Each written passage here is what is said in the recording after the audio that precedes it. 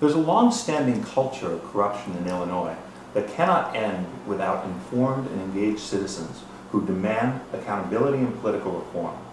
Political reform may sound like a trite slogan, but it's not just a quaint, idealistic notion.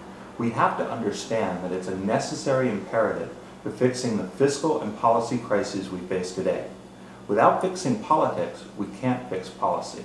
We also have to understand that the culture of corruption is harmful and it endangers our physical and economic well-being.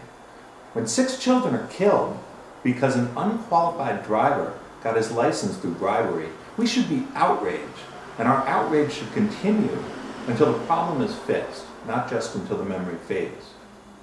When hired trucks are paid to sit idle all day long, we should be outraged because our tax dollars are being wasted, especially at a time when we have staggering budget deficits that mean essential state services are not being provided. Well, what type of political reforms do you support? Well, the Reform Commission that was chaired by Patrick Collins had some great ideas that I think we need to implement immediately. First, we need new laws to prevent pay-to-play politics. On the pay side, we need to limit campaign contributions, we need to ban campaign contributions from lobbyists, and we need real-time campaign finance disclosure. On the play side, we need to make sure that we have an independent, politically insulated procurement office. We need to close the loopholes in the procurement code, and we need to make sure that contractors and contracts are more transparent. Second, we need to strengthen the enforcement process by giving state prosecutors the same tools available to federal prosecutors, by creating an independent public corruption division within the Illinois State Police, and by improving the ability of inspectors general to conduct investigations. And finally, we need to address structural problems within our state government by reforming the redistricting process so people choose their legislators as opposed to legislators choosing who they want to represent.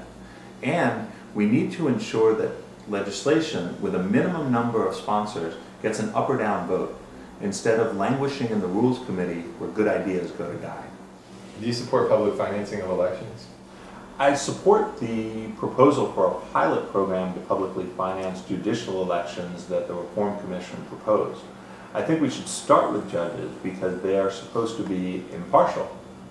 But who do you think gives money to judges? Lawyers.